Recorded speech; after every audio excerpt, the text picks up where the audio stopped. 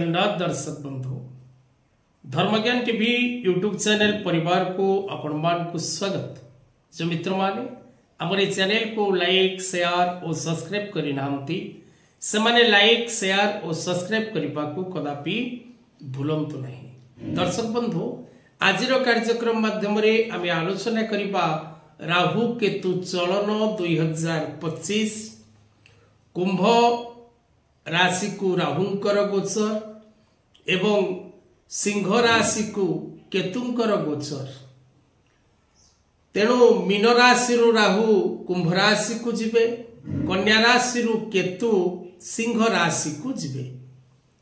तेणु 18 मई 2025 रे हेबो एही गोचर।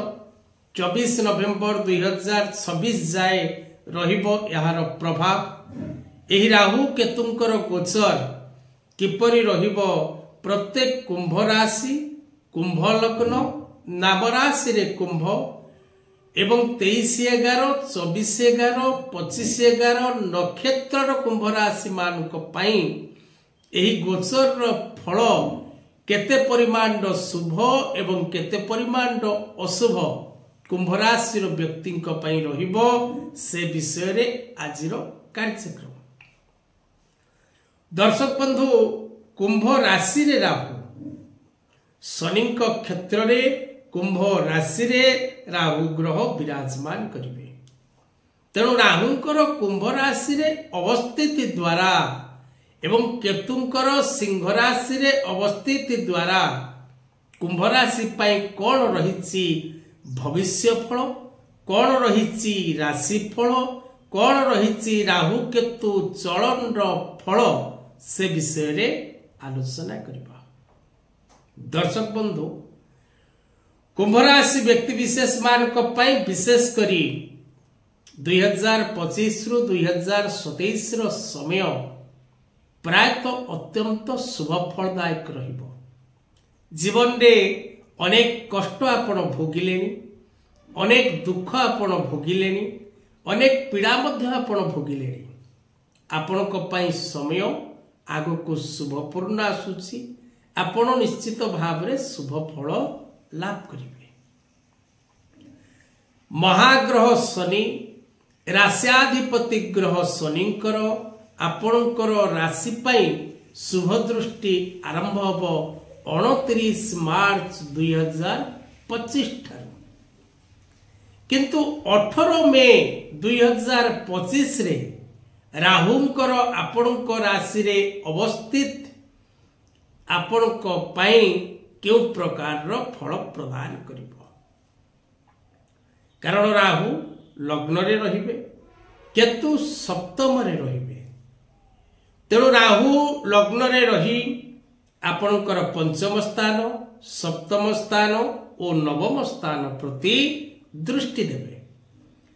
केतु सेही परि भाव रे आपणकर जन्म जातकर सप्तम स्थान रे अवस्थान करी आपणकर 11th हाउस, आपणकर फर्स्ट हाउस एंड आपणकर थर्ड हाउस प्रति दृष्टि देबे।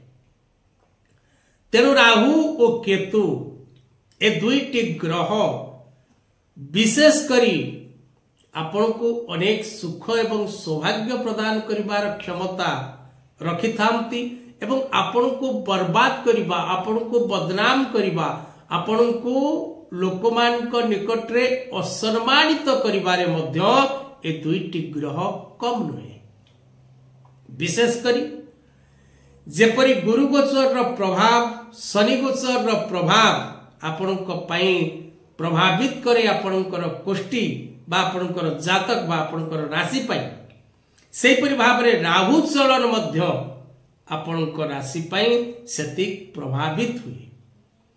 तेणु राहु जेहेतु लग्न रे अवस्थान करिसंती आपणकर जन्म जातक रे एवं पंचम स्थान रे देवगुरु बृहस्पति अवस्थान करिवे।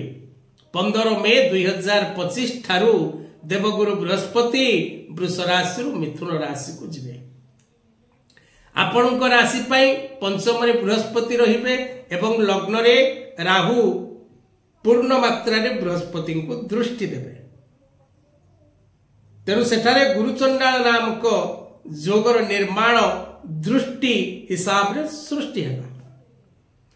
तेणु आपण मानसिक स्थिरतार सहित प्रत्येक कार्य को संपादन करने को चेष्टा करने नित्यांत आवश्यक।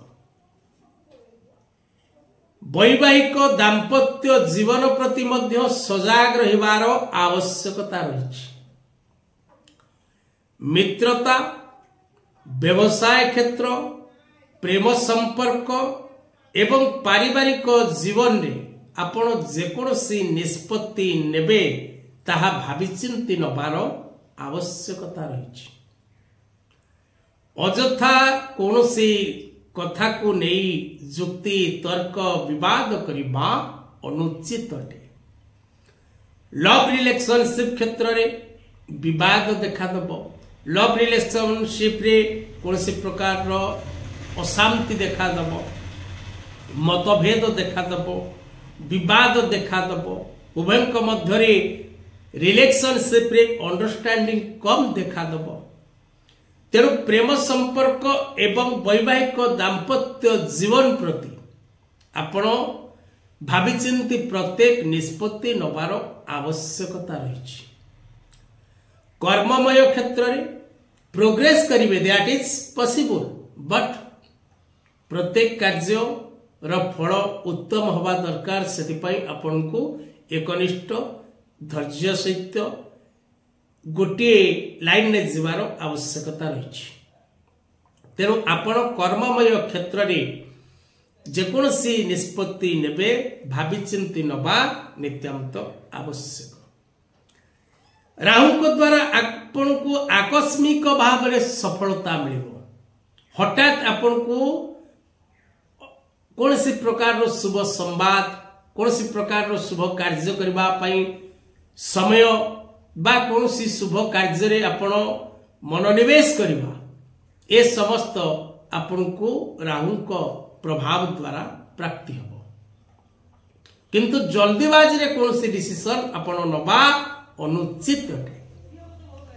से परि भाव रे केतु आपण को जातक रो 7th हाउस रे रही आपणकर 11th house, 1st house and 3rd house भाई भौणी मान सहित मित्र मान सहित आपणकर संपर्क रे किछि विभ्राट बा बाधा क्रिएट हो।